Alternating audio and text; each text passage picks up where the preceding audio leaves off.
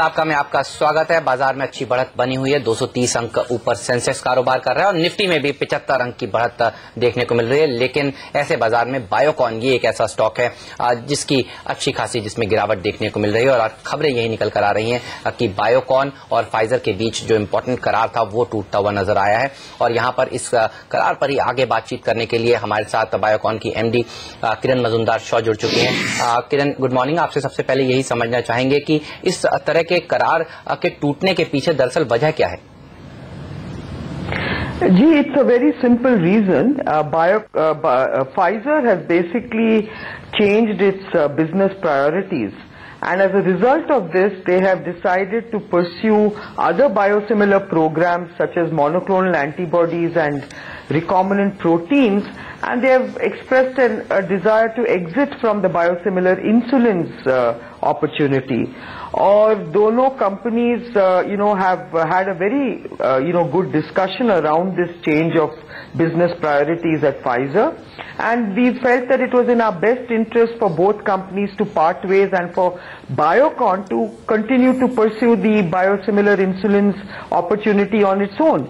और बायोकॉन के लिए biosimilar insulin program is top priority. तो for us we will continue to pursue this opportunity as planned and take it to global markets. और if you look at this whole deal, it was Biocon's responsibility to develop and deliver these biosimilar insulins to Pfizer. So nothing changes in terms of development. What does change is that instead of having one big global partner like Pfizer, we will now opt for multiple regional partners. तो क्या किसी multiple regional partner के साथ आपकी already बातचीत शुरू हो चुकी है? क्या आपने इनिशिएट कर लिया डायलॉग? Even predating Pfizer, हमारे काफी रीजनल पार्टनरशिप्स थे in very key emerging markets, जैसे कि ब्राजील में, मेक्सिको में, other markets in Latin America, Middle East, North Africa, South East Asia में भी we have very strong regional partners.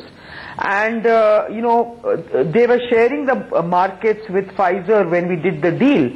But now that Pfizer has exited, we will now work with these existing regional partners and at least strengthen our market penetration in these markets. Or going forward, certainly we will be prudent to look at new alliances for other very important regional markets, including the regulated markets like US and Europe. किरण, इसके अलावा अब ये भी आपसे समझना चाहेंगे, कुछ milestone payment भी कंपनी के हाथ में लगा था, उसको अब आप कैसे देख रहे हैं? वो आप रिटेन करने वाले हैं और फाइजर इसको राइट ऑफ करने वाला है, या फिर इसके अलावा कुछ और पेमेंट भी अभी आना बाकी था फाइजर से और वो कब तक आता हुआ नजर आएगा? जो पेमेंट्स हमें फाइजर से मिला है, we will retain all those amounts. And we are receiving a small additional amount for the settlement of this deal, and that's what it is as far as Biocon is concerned. अब तक कितना payment आपको actually Pfizer से मिल चुका था और additional payment जो आप कह रही हैं जो आपको मिलता हुआ नजर आएगा, उसको अगर आप क्वांटिफाई कर सकें? We have received all the payments that we are required to receive from Pfizer. मैं तो quantify नहीं कर सकती हूँ because I cannot give you details. But आपको पता चलेगा कि when we declare our Q4 earnings, some of this will be reflected in those numbers. लेकिन मैं ये कहना चाहती हूँ कि as far as treating these incomes that we have received from Pfizer is concerned, it will continue to be treated as we have done in the past, because all the incomes received from Pfizer thus far have been expensed in a very phased manner based on the development activities. Or because this does not change with or without Pfizer, we will continue to treat these incomes in the same way.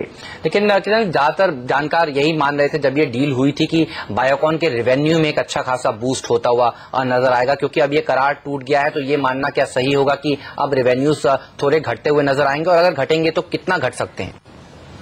नहीं, बिल्कुल नहीं. This is absolutely not correct perception, because Biocon was basically treating all development activities and charging it to the income that we received from Pfizer, and we continue to treat it the same way. So there will be very minimal impact on P&L. वो तो कुछ impact नहीं होगा. And we don't believe that there is going to be any short-term impact on Biocon. All the milestones that we will not receive would have come in maybe 3 to 5 years from now. That is what we will not see after 3 to 5 years, but by that time we will certainly be in a position to take on new alliances of partners for other markets. चलिए किरण, धन्यवाद आज समय निकालकर CNBC आवाज पर आने के लिए और ये इम्पोर्टेंट क्लैरिफिकेशन हम तक पहुंचाने के लिए. तो किरण मजुमदार-शॉ जो बता रही हैं कि ज्यादा इम्पैक्ट नजर नहीं आएगा और आगे दूसरे कंपनीज के साथ करार करके इंसुलिन को दूसरे मार्केट्स में ले जाने की कोशिश की जाएगी. इवन US के मार्केट्स में भी पैठ बनाने की कोशिश करेंगे. तुलसियान जी, आप कैसे देखते हैं इस पूरे वक्तव्य को जो किरण दे रही हैं, कह रही हैं कि कुछ खास इम्पैक्ट दरअसल पड़ेगा नहीं. कुछ देर पहले आप भी कह रहे थे दरअसल पॉजिटिव हो सकता है. देखिए हेमंत, जिस हिसाब से मैंने अभी सुना किरण को, मेरे हिसाब से एक सोची समझी पहल है. जो सबसे बड़ा एडवांटेज है इनका कि ये मल्टीपल पार्टनर्स को भी ये करेंगे. अगर आपको पता हो, एक फाइजर से था कि वो पूरा उसका राइट्स रखते हैं, इसके बजाय हर एक में जाएंगे. जैसे एक आप लैटिन अमेरिका देखिए, साउथ अमेरिका का जो मार्केट है, ब्राजील, चिले, जिस हिसाब से उन्होंने बताया, साउथ ईस्ट एशियन मार्केट एक होगा, US का मार्केट एक होगा. तो अगर आप इन्हें सम ऑफ पार्ट्स का मेथड करें, तो जो फाइजर से मानिए इन्हें ₹100 मिलना था, तो अगर सम ऑफ पार्ट्स पे जाएंगे तो कहीं ना कहीं वो 125, 130, 140 ही होगा.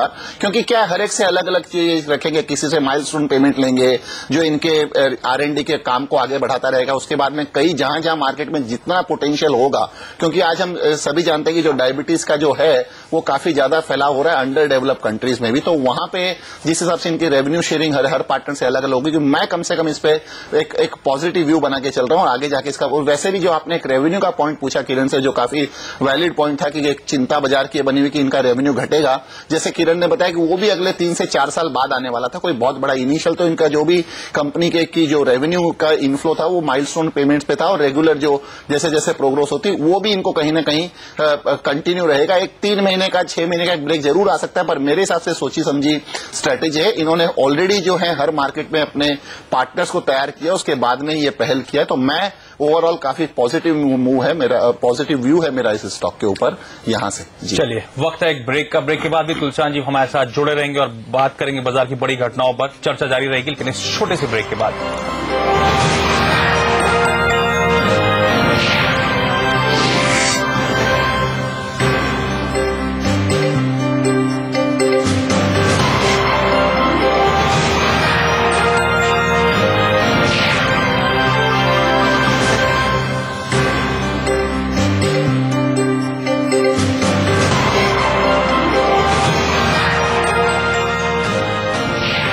ये है कोयला और ये पानी.